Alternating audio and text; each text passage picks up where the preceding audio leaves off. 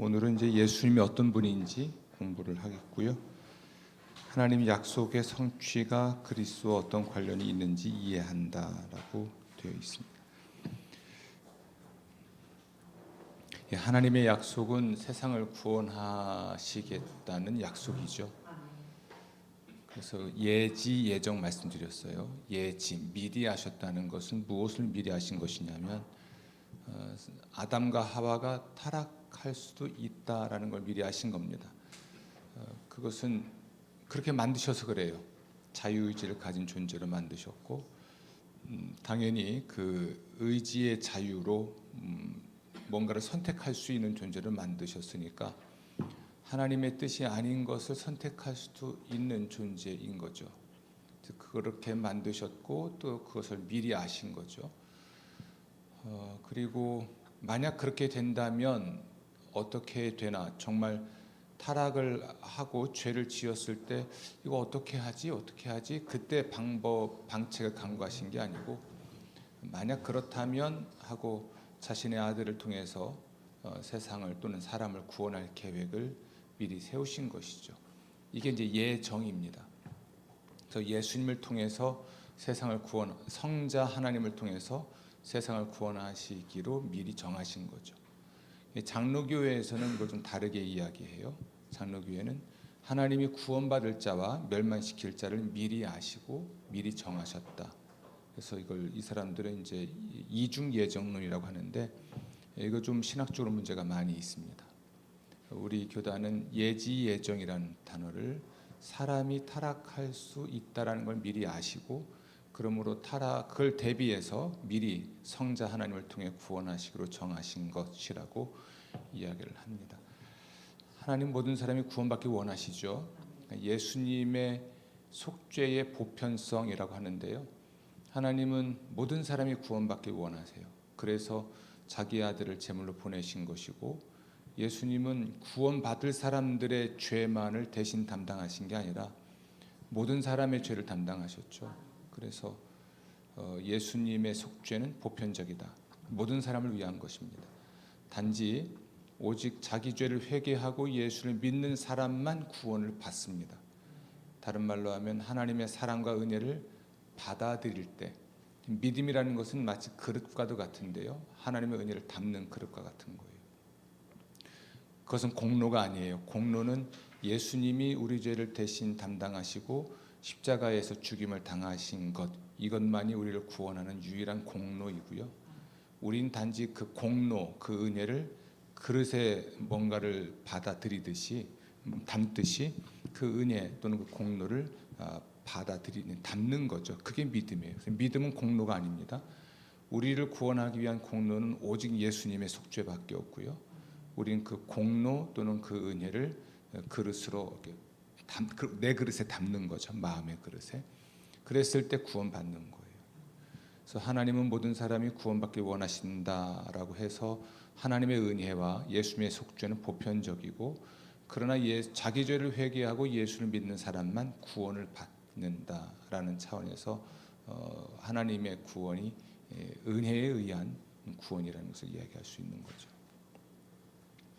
그래서 예수님이 약속의 성취와 관련해서 인간이 타락했을 때 이제 실제로 뭔가가 예언으로 주어지는데, 우선은 이제 지난주 공부했듯이 무화과 나무 잎으로 만든 치마 대신 가죽으로 옷을 만들어 입히실 때 동물의 피를 흘려야만 했던 것, 피 흘림을 통한 속죄 또는 구원을 미리 우리에게 보여준 예표라고 합니다. 혹은 예언적 사건이라고도 하고요. 또 하나 아담을 유혹했던 뱀에게 내려졌던 하나님의 형벌에 보면 여자의 후손이 뱀의 머리를 상하게 할 것이다 라고 하는 이 말씀에 여자의 후손으로 오실 분, 그분이 바로 성자 하나님이 육신을 입고 세상에 오실 것에 대한 예언이죠. 그래서 여자의 후손이 와서 뱀의 머리를 상하게 할 것이라는 창세기 3장 15절 말씀은 예언이고, 무화과 나무 잎으로 만든 치마 대신 가죽옷을 만들어 입힌 건 실제 행동이었고 사건이었기 때문에 예표 또는 예언적 행동이라고 이야기를 할 수 있습니다. 이것이 이제 창세기에 타락한 인간에 대해서 하나님이 미리 보여주신 예표였고 미리 말씀하신 예언이었습니다. 이제 그것이 중요한 시작이 되어서 예수님 오실 때까지 하나님은 인간 구원의 계획을 차근차근히 실행하셨죠.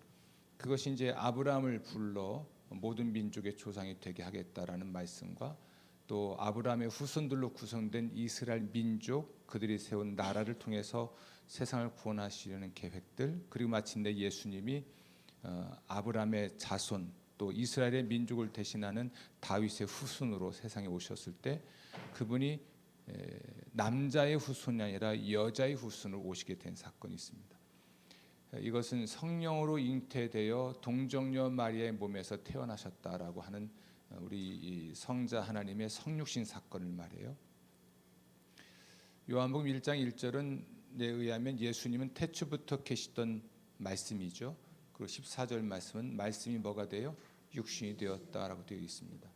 이거에 대한 실제적인 설명이 마태복음에 나오는 것인데 어쨌든 누가복음과 마태복음 보면 마리아는 성령에 의하여 임신을 하게 됐죠. 그리고 마리아는 전혀 남자를 알지 못하는 요셉과 약혼을 했으나 아직 합방하지 않은 여인이었고, 그래서 남자의 씨 또는 그 남편을 통해서 자녀를 임신하는 자연 임신이 아니라 성령으로 잉태되신 거죠. 마치 천지를 창조하실 때 하나님의 신이 수면에 운행하셨고 성령께서 하나님의 창조 계획을 실행하신 것처럼 마리아의 몸, 남자를 알지 못하는 여인의 몸에 성령께서 생명의 씨를 뿌리셨고, 그래서 예수님이 마리아의 몸에서 자라나셨고 그리고 마침내 태어나셨죠. 이것이 중요한 건 예수님은 아담에게서 유전된 부패성, 곧 원죄를 갖지 아니한 유일한 존재로 태어나신 것을 의미합니다. 모든 사람은 죄인이다라고 할 때 거기서 말하는 죄인은 죄를 범해서 죄인이 아니라 아담으로부터 유전한 부패성, 곧 원죄를 가지고 태어나기 때문에 죄인입니다. 그것 때문에 사람들은 실제로 죄를 범하는데 그것이 자범죄인 것이죠. 그래서 모든 사람이 죄인으로 태어난다라고 할 때는 바로 원죄를 가지고 태어나기 때문에 죄인으로 태어나는 것입니다. 근데 예수님은 그런 방식으로 태어나시지 않았어요.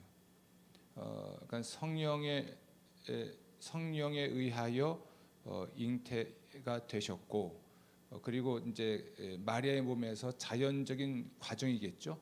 잉태하는 사건 자체는 성령에 의한 것이고, 그리고 그 안에서 뭐 하나님이 뱃속에서 정확하게 예수님을 딱 만들어 가지고 바로 내보내신 게 아니라 마리아의 몸에서 그다음부터는 자연적인 성장 과정을 거친 거죠.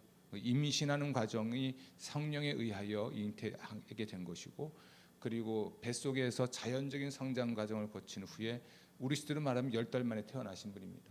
칠삭둥인지 팔삭둥인지는 모르겠어요. 그러나 10달 만에 태어난 것은 맞고요. 그래서 예수님이 자연적인 성장 과정이 태어난 이후에도 있으시죠. 그래서 12살 때 이야기도 성경에 있고 아이가 자라매라는 표현도 있듯이 그 이후부터는 자연적인 성장 과정이 있었죠. 그런데 놀라운 건 성경에 의하면 예수님은 죄가 없이 이제 죄가 없는 상태로 태어나셨을 뿐만 아니라 죄를 범하지도 않았습니다. 그러니까 원죄도 없고 실제적인 죄도 없는 분이죠. 그래서 예수님만이 유일한 구원자가 될 수가 있는 거죠. 그러니까 정자와 난자의 수정에 의해서 이제 생명이 시작되는 개념이 아니라 성령에 의하여 잉태된 생명의 시작을 갖게 된 분은 성자 하나님이신 예수 그리스도 외에는 전혀 없고, 그래서 예수님만이 우리를 구원할 수 있는 유일한 구원자가 되셨습니다. 이것이 예수님이 그렇다면 여기서 중요한 것 한 가지가 있죠. 성자 하나님, 그 세상에 태어나시기 전에 하나님이신 예수님도 태초부터 계셨던 말씀으로 마침에 육신이 되셨으니까 육신이 되기 전부터 계셨죠. 우리 예수님의 선제라고 합니다.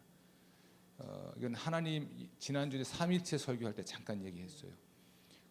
세상에 육신을 입고 오시기 전부터 계셨던 분, 그뿐만이 아니라 성자 하나님이 천지를 창조하신 분으로 소개되는데, 그러므로 창조주로서 세상이 창조되기 전부터 계시던 분. 창세기 1장에도 태초에 하나님이 천지를 창조했다라고 할 때 이 태초는 세상이 만들어지는 그 태초를 의미하고요. 요한복음 1장에서 태초에 말씀이 계시니라라고 할 때 그 태초는 영원 전, 시간의 시작 시점을 말합니다. 그래서 우리가 생각하는 천지 창조와 인간 역사가 시작되는 것은 창세기 1장에서의 태초고, 요한복음 1장에서는 이제 역사가 시작되는 또는 천지 만물이 만들어지긴 그 시작 시점이 아니라 훨씬 이전에 영원 전부터 영원 전의 시간을 말하는 겁니다. 이 우리 예수님의 선제를 말해요. 그래서 예수님은 세상이 창조되기 전에도 계셨고 육신이 되기 전에도 계셨고, 이렇게 예수님은 선제, 영원 전부터 계시던 하나님이셨습니다. 그분을 통해서 세상을 구원하시기로 미리 정하신 것이 하나님의 예정이고요.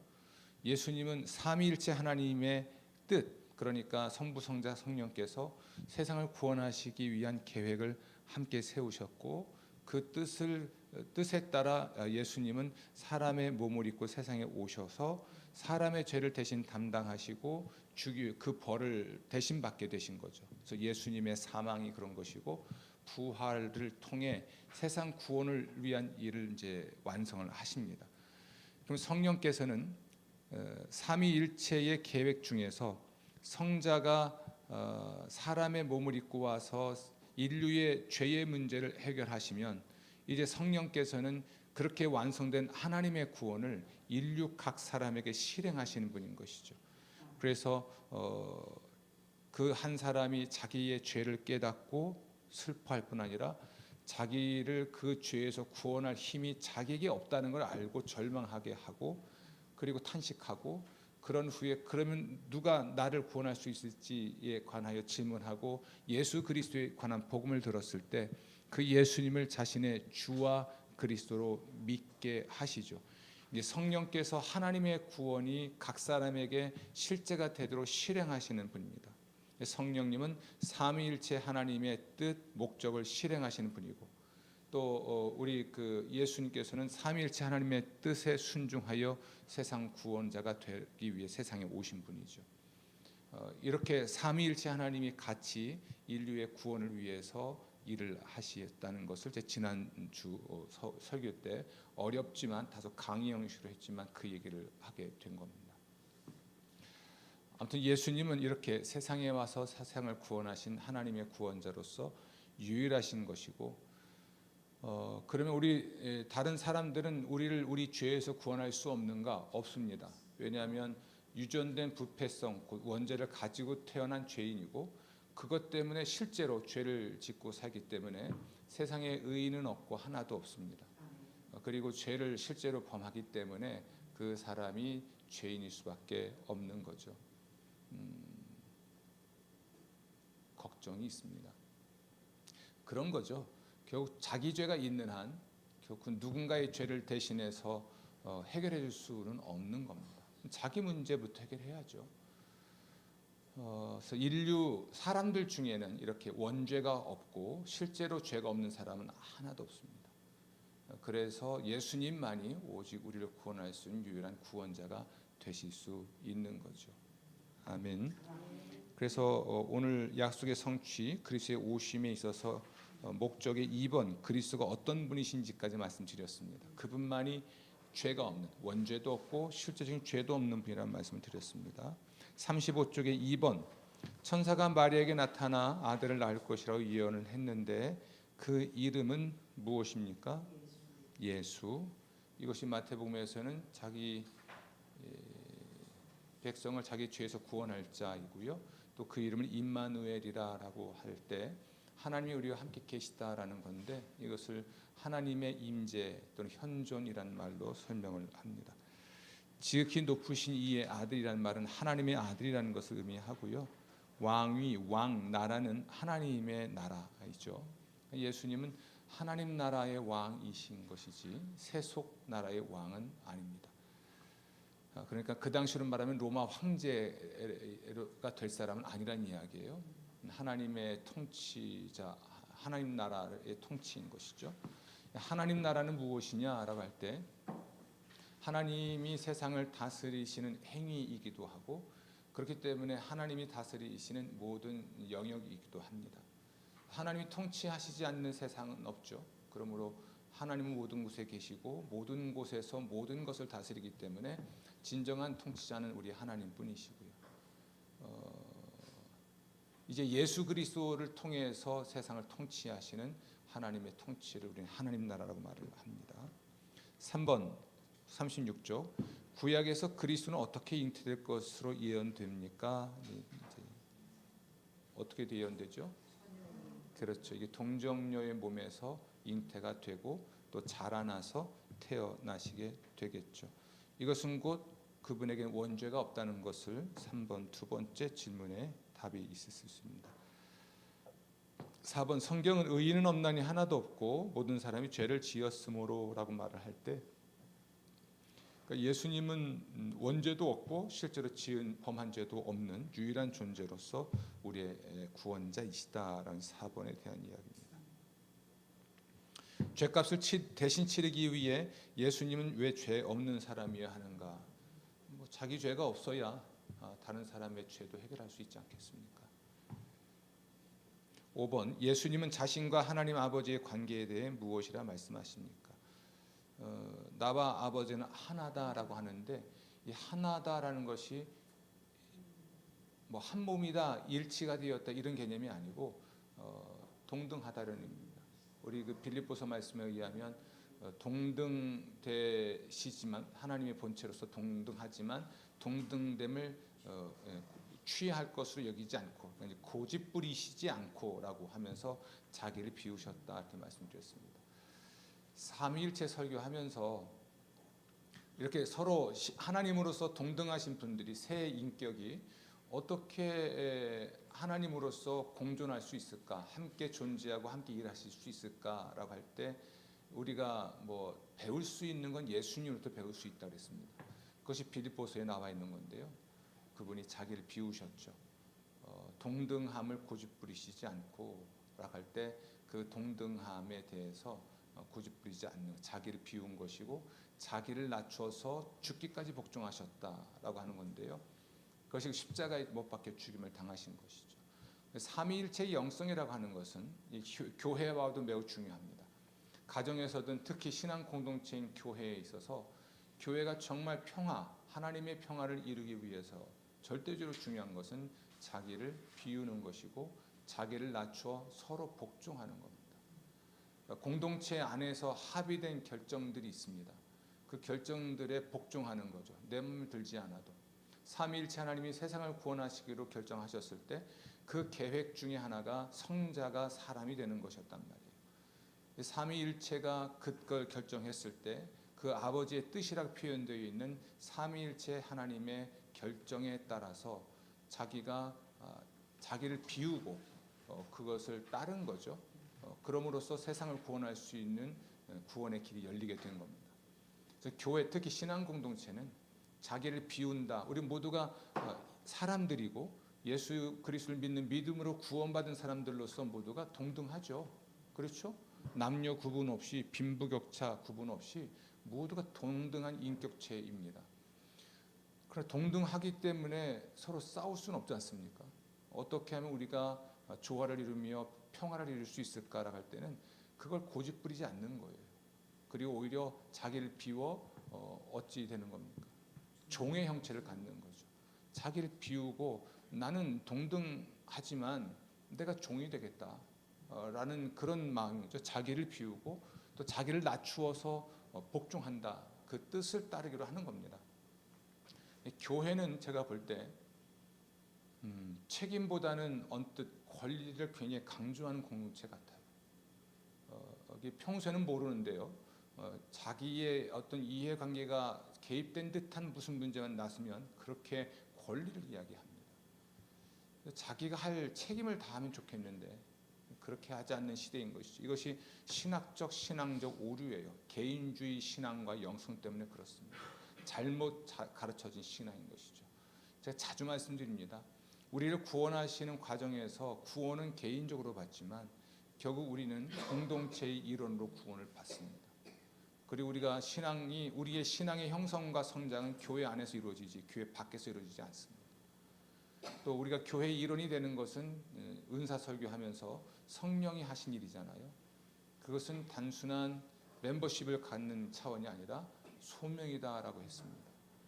이 하나님이 소명을 주신 것인데 전에 그 말씀 드렸는데 그 예수님에 관한 이야기입니다. 어쨌든 여기서 강조할 것은 예수님의 신성입니다.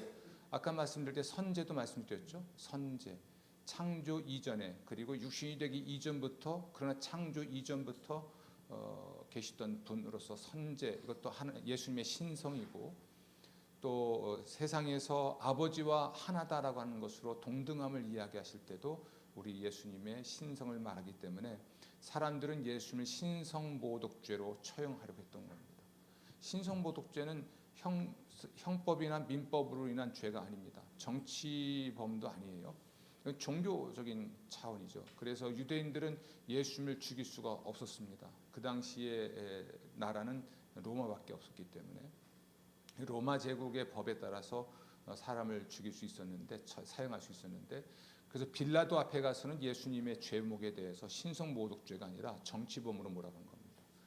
그래서 예수님은 정치범으로 처형을 당하신 것이고 속으로 본다면 유대인들에 의해서는 사실은 종교적인 죄인으로 처형을 당했고 그 정확한 죄목은 신성모독죄였습니다. 죄를 용서하는 권세가 있다고 주장했지 않습니까? 죄를 용서하는 권세는 누구만 있습니까? 하나님만 있죠. 그런데 예수님께서 죄를 용서하신 일도 있었습니다. 더군다나 하나님과 하나다, 아버지와 내가 하나다. 그러니까 스스로 하나님이라고 얘기한 것이니까 당연히 그는 신성모독의 죄로 처형당할 수밖에 없었죠. 그다음 6번 가면 예수님의 주장이 있고 베드로의 신앙 고백에 보면 주는 그리스도시요 살아계신 하나님의 아들입니다라고 할 때 이 주라고 하는 개념은 그 당시로 말하면 로마 황제와 같은 권세와 권력을 가진 통치자 개념이고요. 그리스도다라는 것은 기름 부음 받은 자로서 사실은 구원자의 개념이 더 강합니다. 근데 성경에 기름 부음 받은 사람들은 크게 보면 세 부류의 사람들인데 제사장, 왕, 선지자입니다. 근데 예수님은 이 세 가지 모두를 가진 분으로 알고 있죠. 왕이고 제사장이고 선지자이고. 그래서 그리스도라고 하는 이 말 속에는 이 세 가지 의미가 다 포함되어 있지만 그래도 의미를 좀 분류를 해서 주는 통치의 개념이 강하고 그리스도라는 것은 구원의 개념이 강합니다. 그래서 베드로가 설교할 때 주는 너희가 십자가에 못 박아 죽인 이 예수를 하나님이 주와 그리스도가 되게 하셨다라고 할 때 주라는 건 통치고 그리스도다라는 것은 구원을 의미합니다.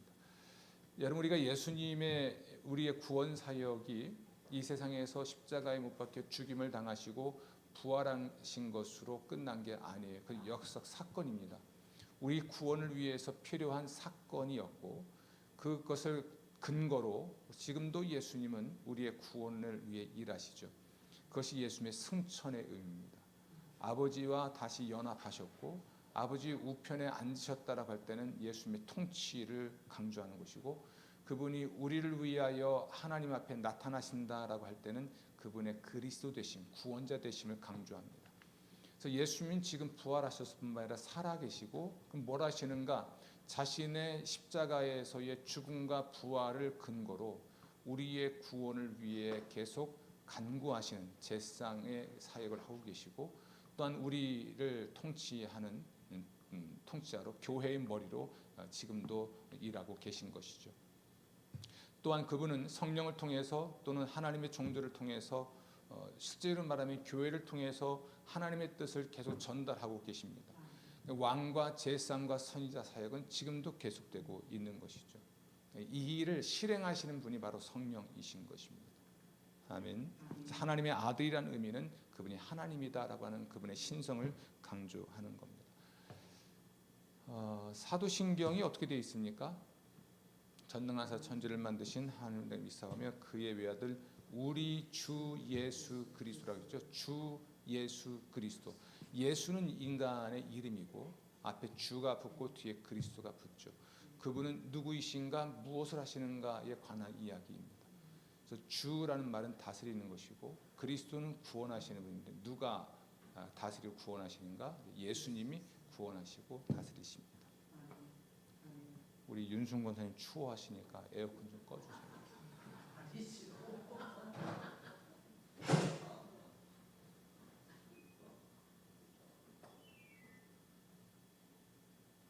이 더운 날 발이 시렵다는 교회는 참 좋은 교회예요. 지난번에 우리 이제 지혜 사모가 학기 말 후 이제 첫 번째 연주를 할 때 이제 성남 중앙교회를 갔었어요. 가서 이제 연주를 듣는데 거기 뭐 유럽형의 교회 같이 돔형이 커요. 그런데 이제 요 벽에서 바람이 나오는데 시끄러운 거예요. 우리 옛날에 히터 뒤에 틀어놓은 것처럼 휙휙 나는 것처럼 너무 시끄러워서 연주 자체가 음악에 영향을 줄 만큼이었던 거죠. 근데 우리 교회 라디에이터는 조용하죠. 얼마나 좋은 교회입니까? 좋은 교회는 얘기를 하고 싶어서 충주교회도 이제 집회 때 가보면 되게 시끄럽거든요. 겨울엔 특히 이제 온풍기가 막 부니까 막 시끄럽잖아요. 가보셔서 알다시피 저희 교회는 겨울에도 조용한데 따뜻해. 할렐루야. 어느 교회가 제일 좋아요? 그럼요. 함께하는 게 제일 좋습니다. 그 교회 담임 목사가 누구요? 네, 저는 위임 목사고. 네. 어디 성남중앙.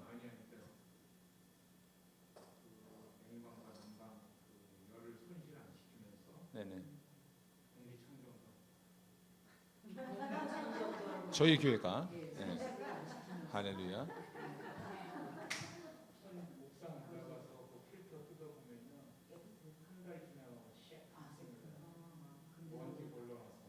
그러니까 들어온 공기 거르고 나가는 공기 뭐 이러니까 그만큼 이제 우리가 먼지가 덜 들어오는 교회인 거죠.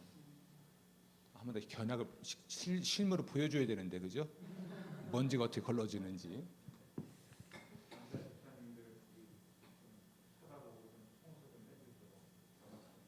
네, 알겠습니다. 오케이. 따라서 우리에게 누군가가 질문할 수 있습니다. 도대체 예수가 누구입니까? 라고 할 때 객관적으로 말을 해주는 것인데요. 예수님은 주와 그리스도이십니다. 이렇게 소개하는 거거든요. 그럼 당신에게도 그렇습니까? 라고 할 텐데 내게는 오직 예수님만이 주님이시고 그리스도이십니다. 예수님만이 나의 주인이시고 그러므로 나는 그의 종으로 순종하며 살고 예수님만이 나의 구원자이시고 그러므로 나는 그분만을 예배하고 그분께 기도하며 살아갑니다.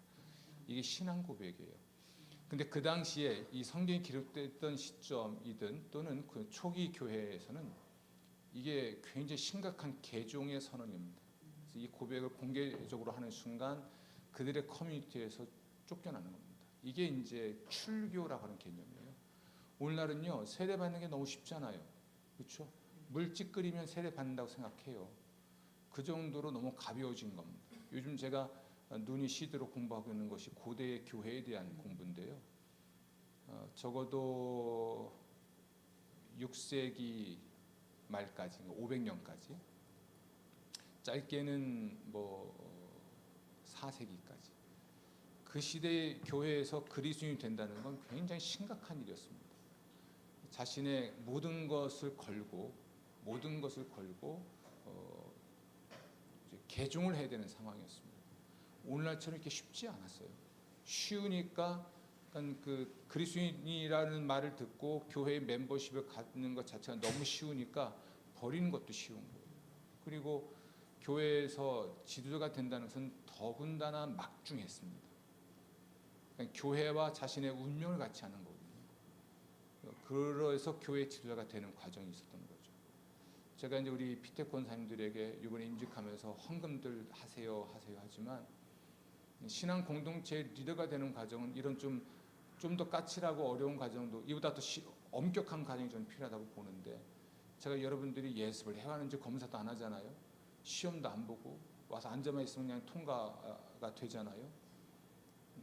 그런데 공부를 하면 할수록 그래서 교회가 더 어려워졌구나 싶어요.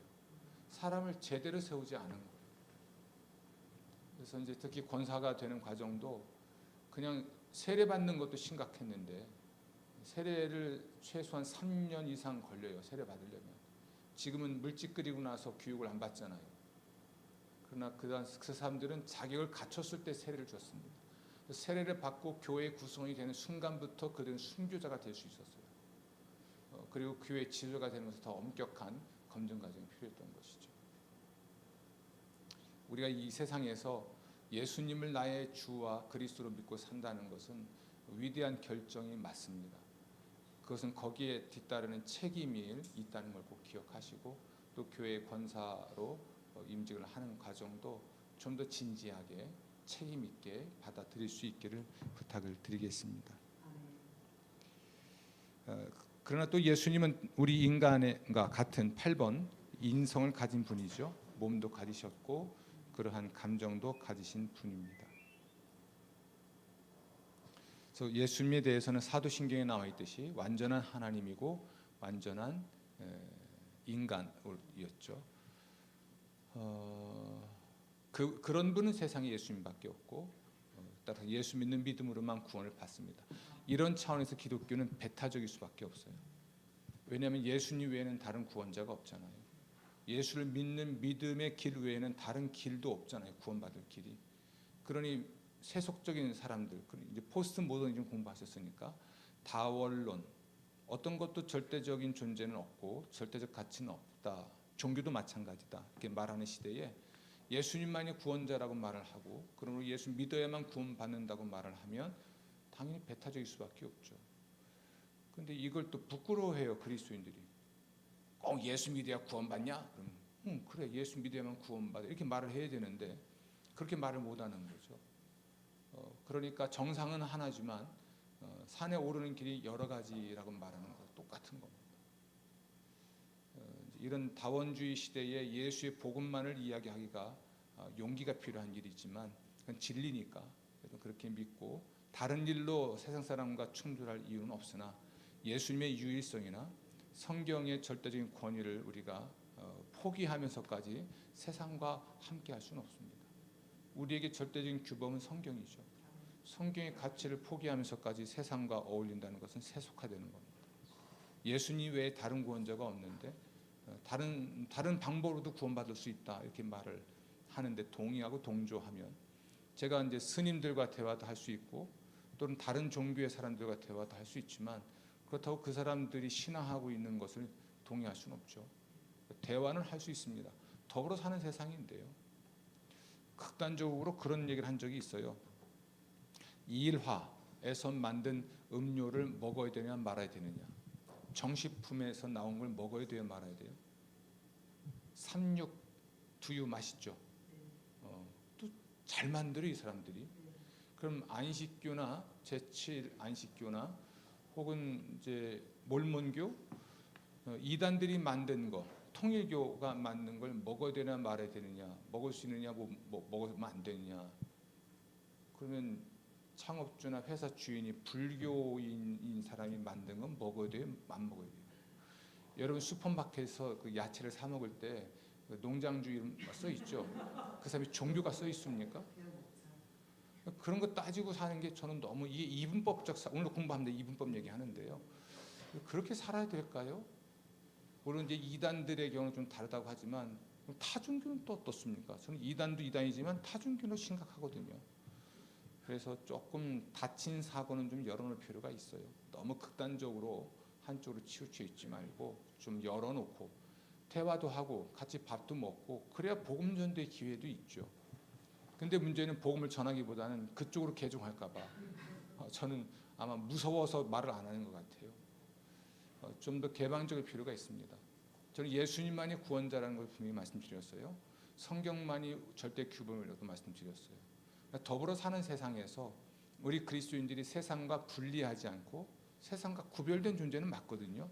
이따 설명하겠습니다만 구별된 존재, 세상에 있으나 세상에 속하지 않았기 때문에 우리는 구별된 존재이고 따라서 더불어 살아가야 됩니다. 구별됐으나 세상에 있으니까 함께 살고 그리고 그 세상의 변혁자로 부름받았으니까 그 세상 사람들에게 복음을 전하고 그들이 모르고 지금 누리고 있는 나쁜 문화는 우리가 갱신해야 될 책임이 있는 거죠.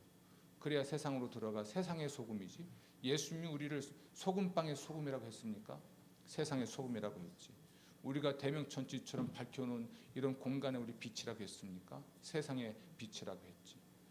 우리 세상에 있어서 빛과 어둠이기 때문에 나뉘어지는 거거든요. 저는 이분법 해야 된다고 봅니다. 그러니까 둘로 구분합니다. 빛과 어둠, 성과 속, 당연히 구분해야죠. 그러나 분리할 수는 없어요. 구분하고 혹은 구별은 하되 분리하지 말고. 왜냐하면 우리는 그 어둠 속에서 살고 있고 세속 사회를 살아가고 있잖아요. 그러나 그 안에서 거기에 물들지 않는 존재로 자기를 지키면서 그 세상을 오히려 밝히고 그 세상을 훨씬 더 살기 좋게 만드는 책임을 다하는 거죠. 이게 그리스도와 문화를 공부할 때 니버가 제안했던 개혁자, 갱신자 모델이기도 합니다. 그래서 이분법을 우리가 오늘 공부할 텐데 이렇게 성과 속을 나누거나 육체와 영혼을 나누거나 하는 것은 잘못이 아니에요. 우리 인간이 육체와 영혼으로 우리 만들어졌고 당연히 구별해야죠. 그렇죠?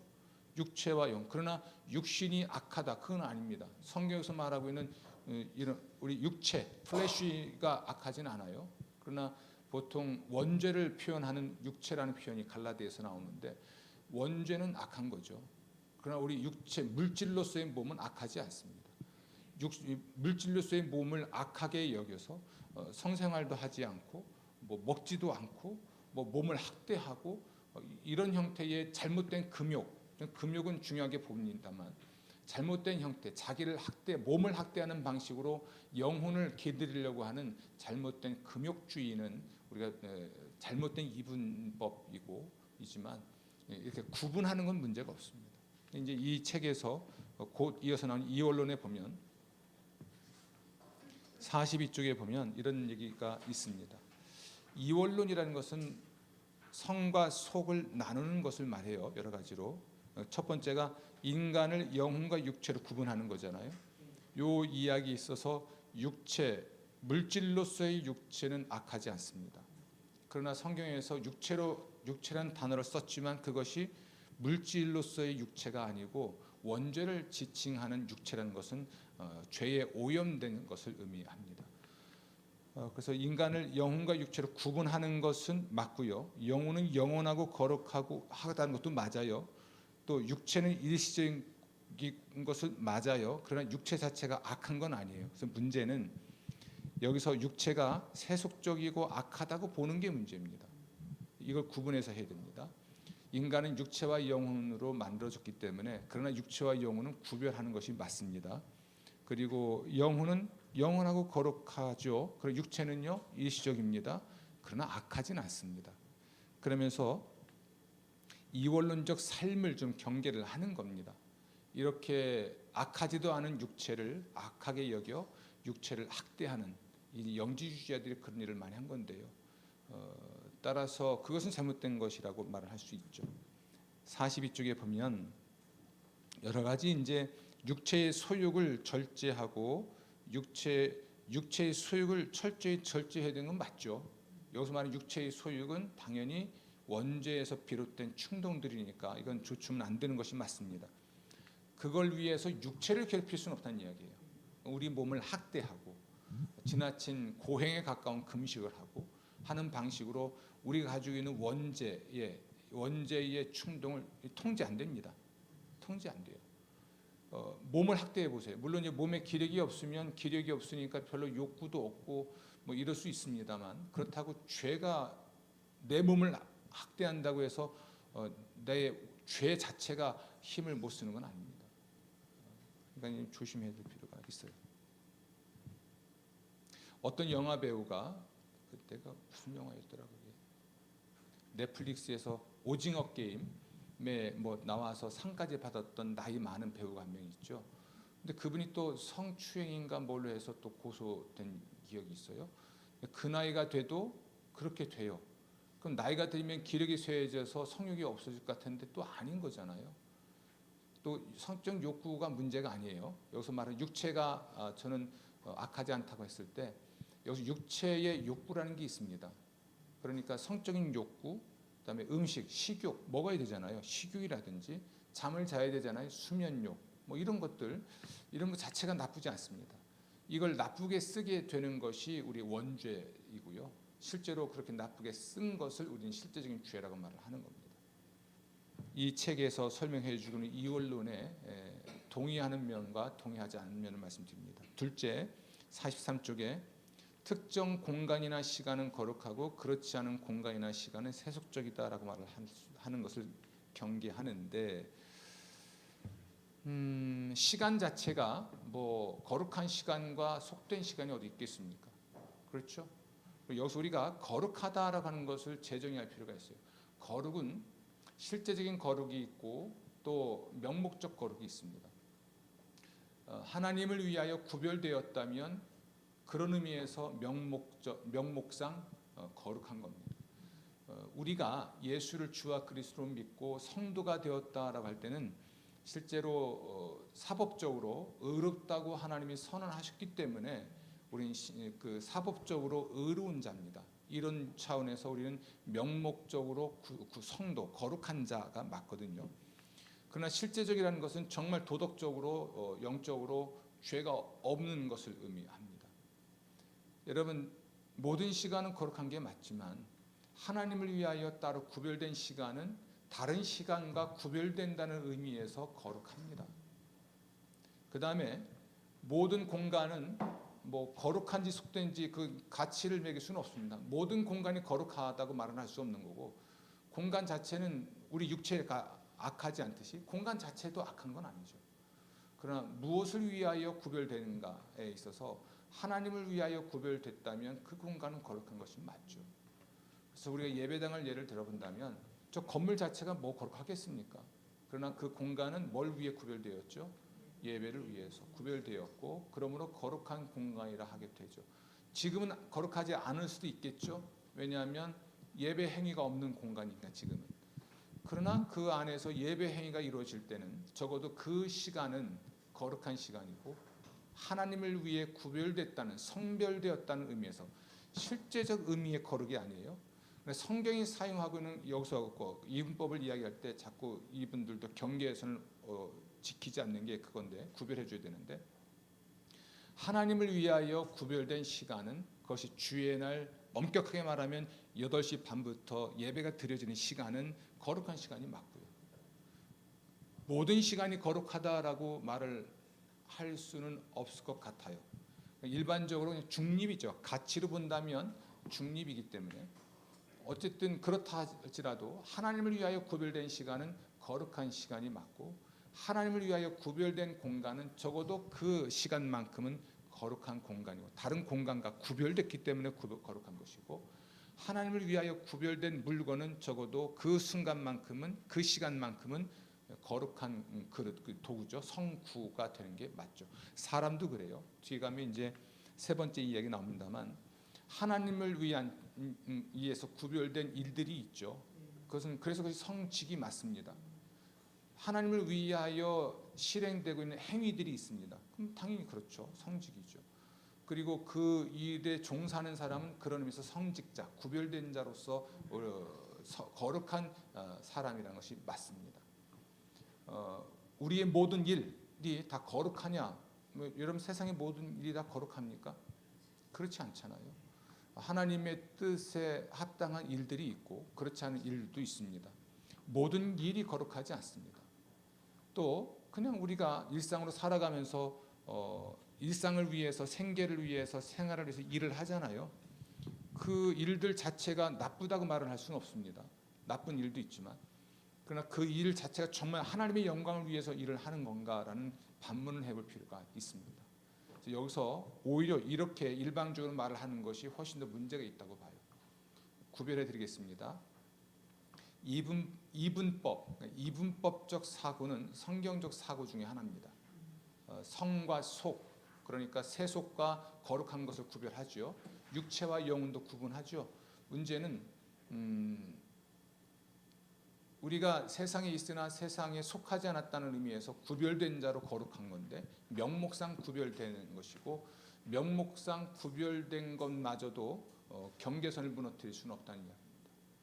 그래서 이 원로는 특정 공간과 시간, 또 셋째, 교회나 선교와 같이 직간접적으로 관련된 일은 거룩하고 가치 있지만 가정일이나 직장일이 세속적이고 무가치한 일이라고 보는 것은 문제가 있습니다. 이 일이 가치가 없진 않습니다. 그러나 세상 일은 맞죠. 이게 하나님을 위하여 구별된 일은 아니잖아요. 특별히 우리가 하나님을 위해서 구별됐다고 할 때는 예배를 드리는 것을 의미하고 복음을 전하는 일일 수 있습니다. 그래서 구별된 일이 있다는 것, 그래서 명목적인 거룩함과 실제적인 거룩함은 구분할 필요가 있습니다. 그렇다 할지라도 오늘 정치에 대한 얘기를 하겠습니다만 우리의 삶의 모든 영역에 있어서 우리가 그리스도인으로서 존재하고 살아가면서 그 속에서 하나님의 의를 이루어야 될 책임은 분명히 있습니다. 44쪽 정치 영역입니다. 어떤 분은 그런 얘기 하더라고요. 대한민국은 선진국이고 시스템이 잘 갖춰져 있어서 누가 대통령이 되든 큰 문제가 없다라고 말하지만 그렇지 않습니다. 잘 갖춰진 시스템이 무너지는 건 한순간이에요. 망가집니다. 지금 정권이 바뀌었죠. 그러면 전임 대통령 때에 나라가 얼마나 망가졌는지는 모르겠습니다. 누가 망가뜨렸는지는 모르겠어요. 저는 조금 관점이 달라요. 그러나 시스템이 망가지죠. 그래서 통치자, 그러니까 정부와 정치에 있어서 리더십에 달려 있습니다. 대통령 잘 뽑아야 돼요. 문제는 잘 뽑는다고 뽑았는데 잘 안 되잖아요. 그렇죠? 지금 대통령 이재명 씨에게 표를 던진 사람은 잘 뽑는다고 뽑은 거예요. 그 사람이 잘한다는 보장이 어디 있어요? 역사는 말을 합니다. 대토란 주일날 역사 얘기하겠습니다만 절대 권력은 반드시 부패했습니다. 절대 반지를 손에 쥐면 타락하게 돼 있어요. 그 영화가 반지의 제왕에 보면 절대 반지 얘기 나옵니다. 절대 반지를 보고 있으면 그것으로 모든 걸 할 수 있는 전능자가 되는 거거든요.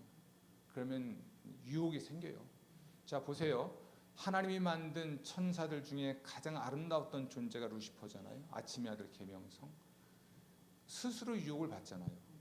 그래서 견줄 수 없는 존재와 견주고 싶은 거예요.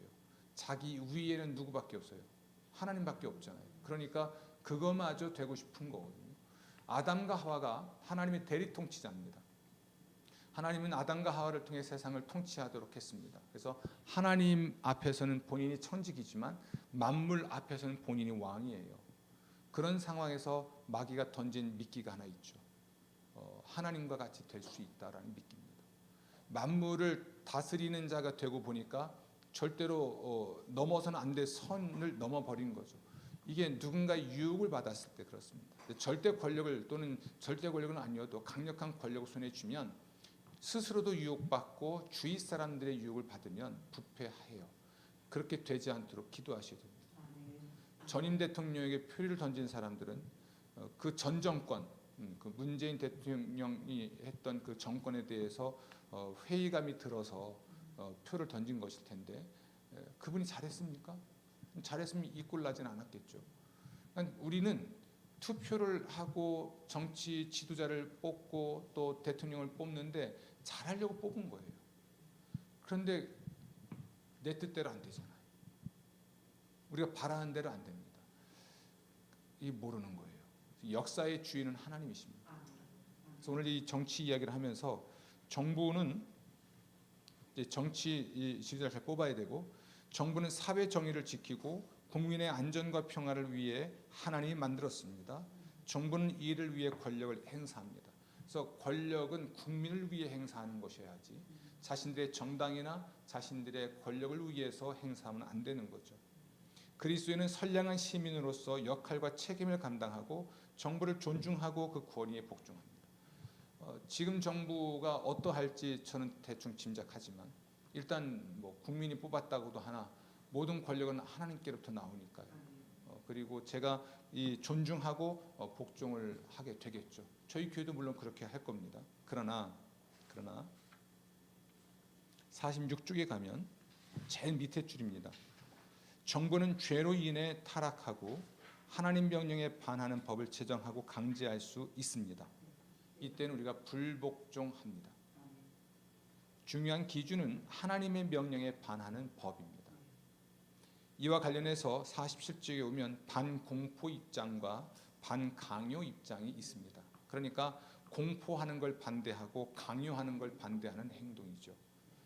하나님 말씀에 반하는 법을 공포할 때 우리는 복종하지 않습니다. 저항의 수준에 따라서 첫 번째로 이의를 제기하거나 합법적인 틀 안에서 힘을 행사합니다. 피켓 들고 나갈 수 있고 스크럼 짤 수도 있습니다. 우리가 코로나 때는 전 세계적인 감염병이 창궐했고 또 우리의 안전만이 아니라 이웃의 안전을 위해서 우리에게는 자발적으로 교회당 문을 닫고 성도들의 안전과 이웃의 안전을 도모하겠다 했지만 정부는 그걸 악용하여 기독교를 사실은 박해했습니다. 집회를 금지시키고 해산시키려고 한 거죠. 굉장히 무서운 전략입니다, 여러분. 근데 그거 이야기하면 다들 욕하더라고요. 그러나 그렇지 않아요. 우선 저는 어느 교회보다 선제적으로 교회당 문 닫았잖아요. 그렇죠? 그리고 온라인 예배 전환했고 목장 모임 소그룹을 시켰고 그것도 못하게 할 때는 또 가정을 중요하게 여겨서 가정적으로 했고 그러나 아주 교묘하게 정권이 교회를 해산하려고 했던 것은 맞습니다.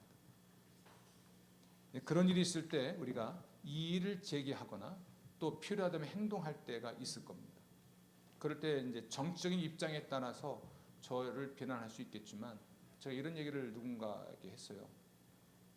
당신네들이 또는 당신이 가지고 있는 정치 신념 때문에 그렇게 열광하고 또 그것 때문에 행동하고 있는데 그러면 당신네들이 속한 정당과 자신들의 정치 신념으로 행동하면서 교회 때문에 분노하고 교회를 위하여 행동해 본 적이 있습니까? 물어봤어요.